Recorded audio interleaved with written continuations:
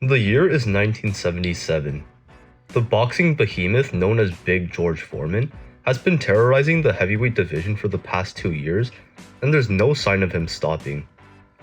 Undefeated in all 42 of his bouts, except for his legendary defeat to Muhammad Ali in the iconic Rumble in the Jungle, Foreman will stop at nothing to reclaim the heavyweight throne. The one thing standing in his way? A little-known fighter from Philadelphia named Jimmy Young. Welcome back. Today we will be witnessing a peak George Foreman in the height of his career against a clever, light-punching journeyman by the name of Jimmy Young in the era known as the Golden Era of heavyweight boxing. Let's get into it. George Foreman was one of the fiercest heavyweights to ever step foot in the ring. Growing up in a family that often couldn't afford to pack him food for lunch, it's a small miracle that Foreman would grow to a towering, muscular 6'4" frame. After being introduced to boxing in the Job Corps program founded by President Lyndon Johnson, Foreman would win a gold medal in Olympic boxing before going pro and racking up over 40 victories. The angry, brooding young man went on to demolish Joe Frazier in just 2 brutal rounds, knocking the former champion down 6 times and taking the heavyweight title. Then he went on to crush Ken Norton in Venezuela. However, a shock upset by Muhammad Ali turned Foreman's dreams upside down. For a year, he brooded in bitterness, before he decided to return back to the ring with a singular purpose: to avenge his humiliation in Zaire. On his comeback trail, he had racked up 5 straight knockout victories, including a brutal slugfest with Ron Lyle.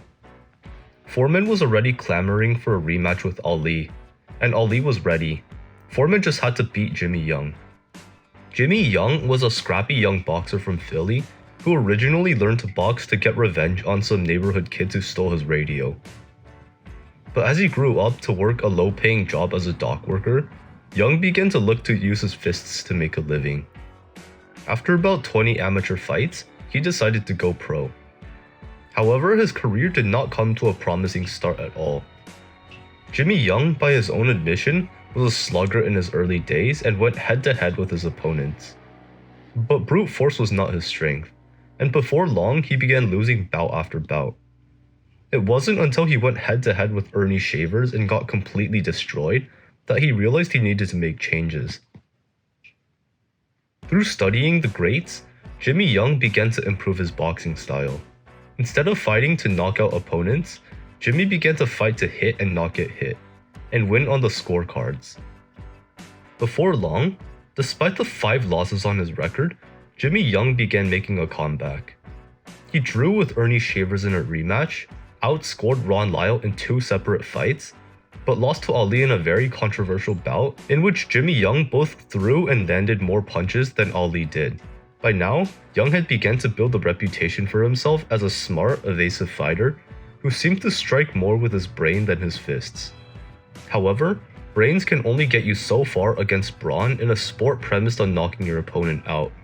And despite Young's handful of victories, nobody thought the light punching, constantly retreating Young had a chance against the mighty George Foreman. On the night of the fight, it was a hot, blistering evening in Puerto Rico. George Foreman strode into the ring wearing his signature red shorts, expecting a light workout and an easy fight. Opposing him stood Jimmy Young in black trunks, warming up in anticipation for the fight of his life. As the fighters met in the ring awaiting the referee's instructions, Foreman smiles, licks his lips, and cracks his neck in anticipation for what should be an easy fight. Young calmly stretches his arms in preparation, and then the fight begins. Black and white, Jimmy in the dark trunks, George in the light trunks. Bout's underway. Tactics.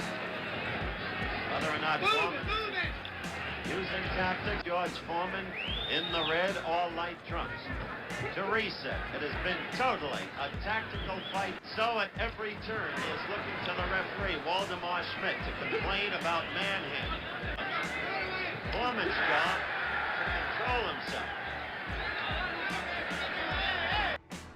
The fight so far is relatively slow, as Young and Foreman try to figure each other out. Young tries to figure out how to break through Foreman's parries to score some punches, while Foreman tries to figure out how to corner Young and make him pay. The bell for round 7 in another fight involving Jimmy Young that's difficult to score. Dutton on track. It's been all tied up by Jimmy Young. Right there, Young was hurt. Right there, Young was hurt by a Foreman left. Now he's in trouble. Suddenly, Foreman connected. Young is in trouble. He's going to have to draw on every boxing skill to survive. It happened. That's what I meant, Chris. The power of Foreman is amazing. Now he's got him. Now he's got him. Question of whether or not he keeps his Foreman shows resurgent power in a later round of a fight. But he should come now, getting together, collecting himself, trying to fight back. A big round. This, the 7th round. Heavyweight action. As we go toward the end of the round. 35 seconds left. Getting late. Look at Young fight back. You see that right? Get into Foreman. Foreman arms grow left. Young, a courageous fight, filled with boxing skill. The crowd on its feet. Jim.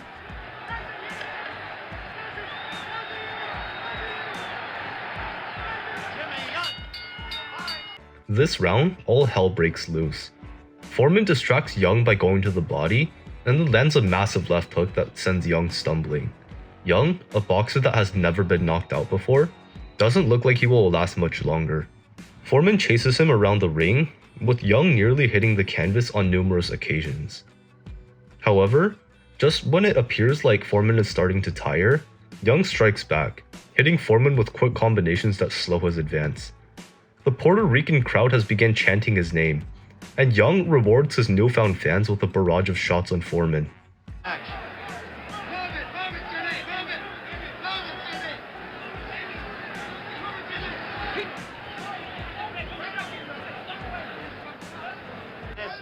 Of a brilliant Bob Considine description of the past when he was at ringside. Jimmy Young had a quick flurry there. Foreman looking for the kind of opening. Good left by Jimmy Young. You couldn't ask for a more masterful exhibition than he gave in the 12 round.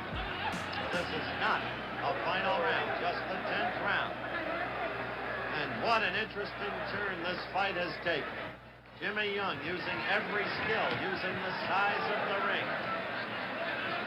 Keeping his poise, a professional, this kid. You saw Jimmy with a wild right himself. So tight. Over the head of Schmidt, breaking them apart. The crowd booing George Foreman. 11, and there is puzzlement in the eyes and face of George Foreman. He really believed that he would get to Jimmy Young. And quickly. It has not happened. There's Young. No. Twice he had to go 10 rounds against Gregorio. Look at Young working to the midsection as he's in close with Foreman tied up. Selection of him ever having to go into the left. Foreman off balance. Amateurish. Jimmy Young working him over. Foreman looks angry and wants to finish off Young as fast as he can. However, Foreman has begun to neglect his defense in favor of an all-out attack, and Jimmy Young counterpunches him at will.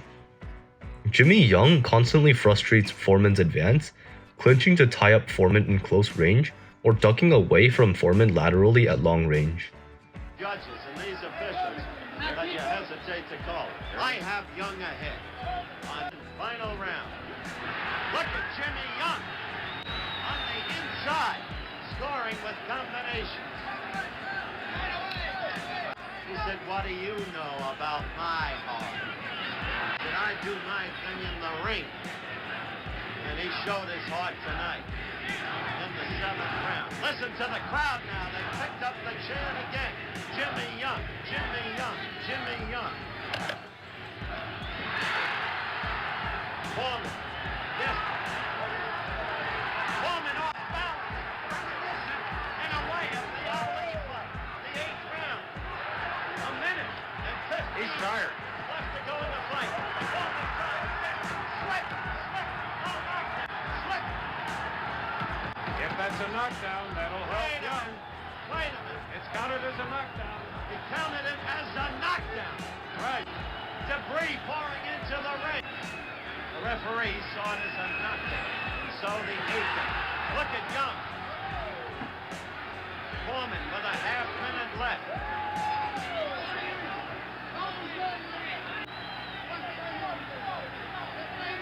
5 seconds. This fight is over. And look at that crowd get to its feet. Look at Jimmy Young right above us at ringside, waving his arms aloft in what he feels is certain victory. At this stage, Foreman looks very tired, which is to be expected of a boxer whose fights almost never lasted the distance.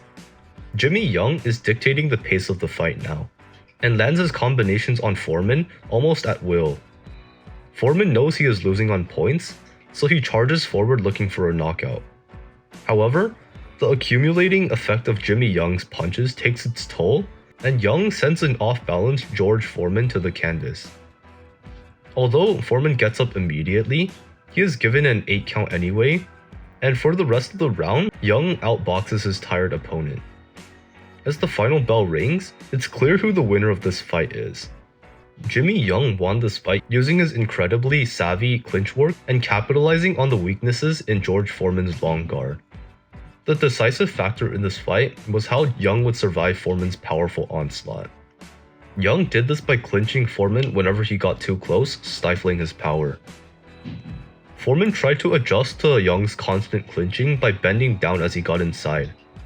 But Young countered Foreman's adjustment by pressing down on his head to make his punches lose power. With all of Foreman's attacks being ineffective, Jimmy Young began to strike back, using an intelligent offense to methodically break down George Foreman's guard. Foreman generally used a long guard defense, where Foreman would extend his long muscular arms to get in the way of punches being thrown at him. So far, the only boxer who managed to crack George Foreman's long guard was Muhammad Ali, whose incredible hand speed allowed him to land punches through the small opening in between Foreman's gloves. But Young used a different approach. Whenever one of Foreman's gloves intercepted a punch, they would lower slightly. Thus, they would create an opening for another punch to travel through. So Young attacked Foreman with combinations. He began throwing a jab to prompt Foreman to parry it, and then looped an overhand right over the opening right into Foreman's face. By the late rounds, Foreman had grown increasingly frustrated with his inability to end the fight, and desperately began to chase Young looking for a knockout. But this only opened Foreman to even more counter punches by Young. This led to Foreman's knockdown in round 12. Foreman would actually retire after his bout with Young. In the locker room after the fight, Foreman experienced a religious episode and decided to quit boxing to devote himself to God. For the next 10 years, he would be a Christian preacher until he made his legendary return to the ring in 1987 and became heavyweight champion of the world again. As for Jimmy Young, he finally established a name for himself. He was recognized as one of the top heavyweights of the time, and soon fought a brutal battle with Ken Norton to decide the question of the heavyweight title. Overall, Jimmy Young is one of the most underrated and underappreciated heavyweight boxers ever, and for this brief moment in time, as the proverbial David slew the Goliath, Jimmy Young would get his due recognition for his incredible skill in the ring. Unfortunately, after his slugfest with Ken Norton in 1977, Young's career would go on the decline, losing consecutive bouts to Ozzy Ocasio and eventually being relegated to trial horse status. Once Young retired from boxing, he continued to suffer from the lingering health effects of his career and died at the age of 56 from a heart attack. It's an incredibly sad ending for one of the finest heavyweights ever to not win a world title. Young could stand toe-to-toe with and match some of the greatest fighters of his time, including Ali, Norton, Shavers, Lyle, and Foreman. If you enjoyed this video, consider leaving a like or subscribing to help support the channel. Thanks for watching, and until next time, this is Jake signing off.